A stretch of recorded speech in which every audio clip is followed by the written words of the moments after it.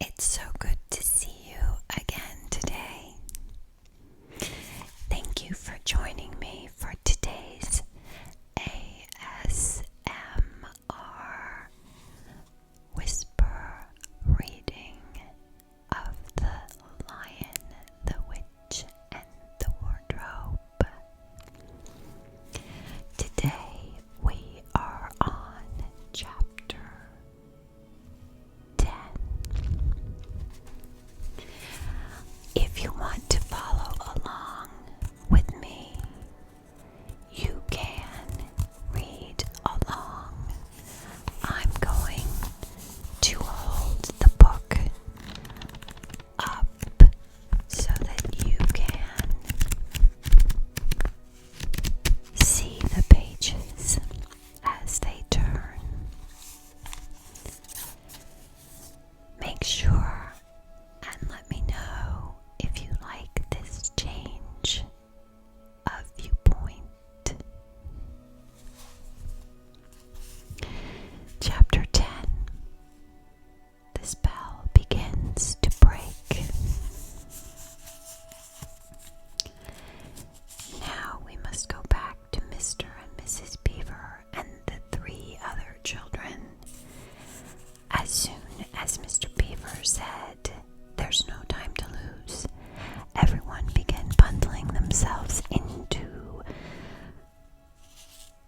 coats except Mrs. Beaver, who started picking up sacks and laying them on the table and said, "Now, Mr. Beaver, just reach down that ham, and here's a packet of tea, and there's sugar and some matches, and if someone will get 2 or 3 loaves out of the crock over there in the corner." "What are you doing, Mrs. Beaver?" exclaimed Susan.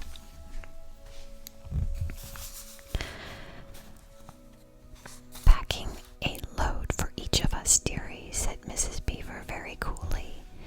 "You don't think we'd set out on a journey with nothing to eat, did you?" "But we haven't time," said Susan, buttoning the collar of her coat. "She may be here any minute." "That's what I say," chimed in Mr. Beaver. "Get along with you all," said his wife. "Think it over, Mr. Beaver. She can't be here for a quarter of an hour at least." "But don't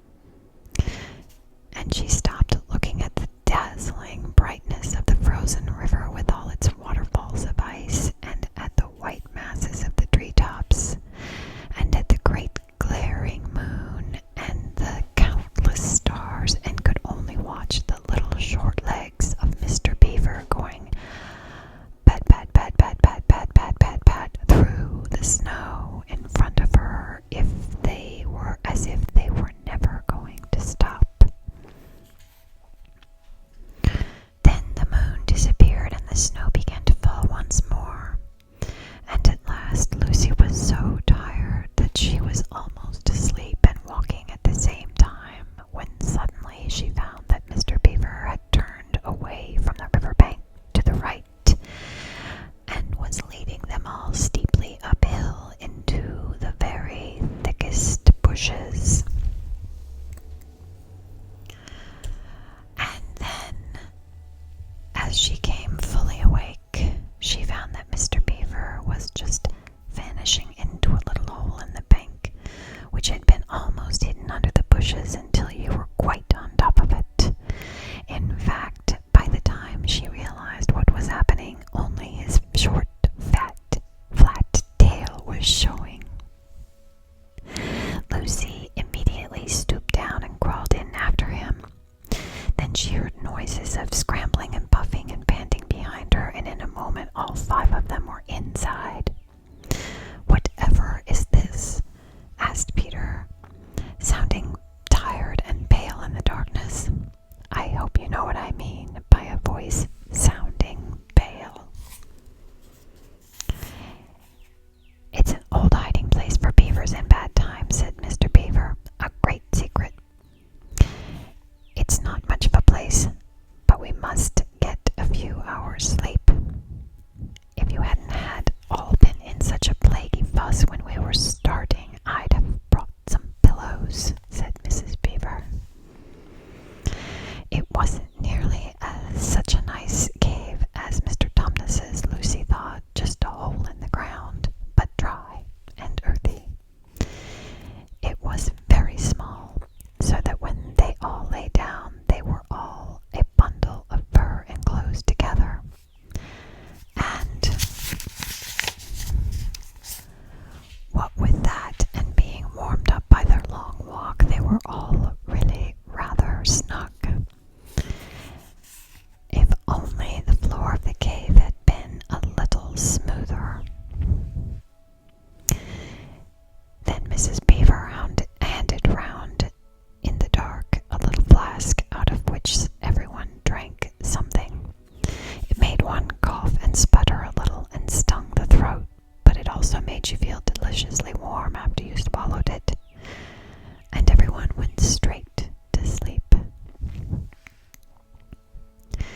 It seemed to Lucy only the next minute, though really it was hours and hours later, when she woke up feeling a little cold and dreadfully stiff, thinking how she would love a hot bath. Then she felt a set of long whiskers tickling her cheek and saw the cold daylight coming in through the mouth of the cave.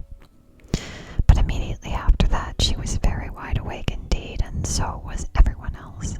In fact, they were all sitting up with their mouths and eyes wide open, listening to a sound which was the very sound they'd all been thinking of, and sometimes imagining they heard during their walk last night.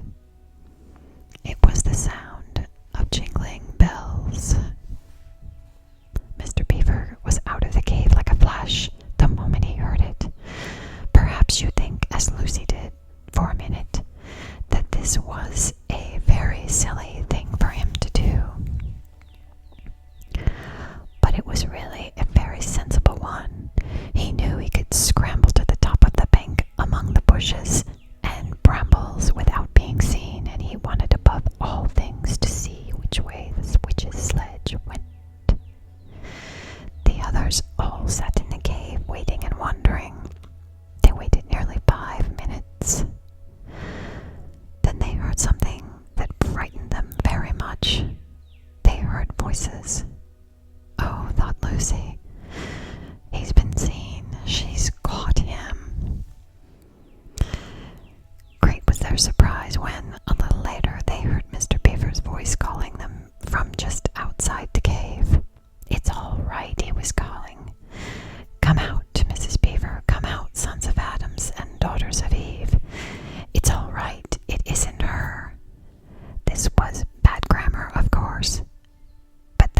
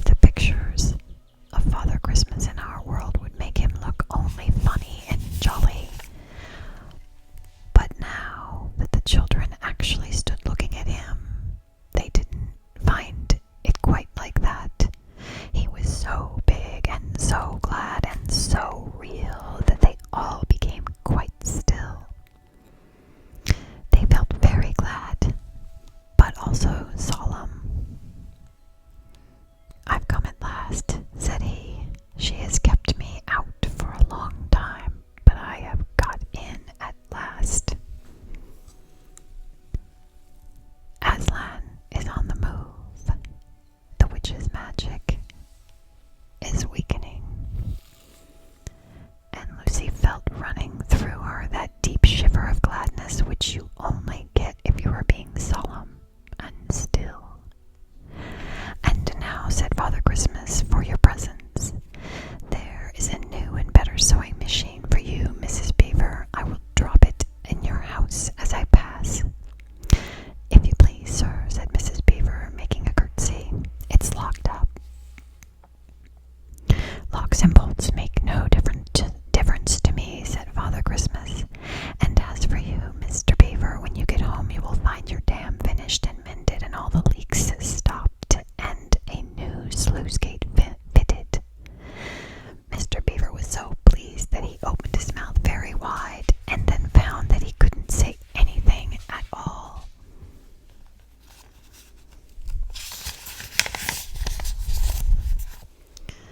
"Peter, Adam's son," said Father Christmas. "Here, sir," said Peter. "These are your presents," was the answer. "And they are tools."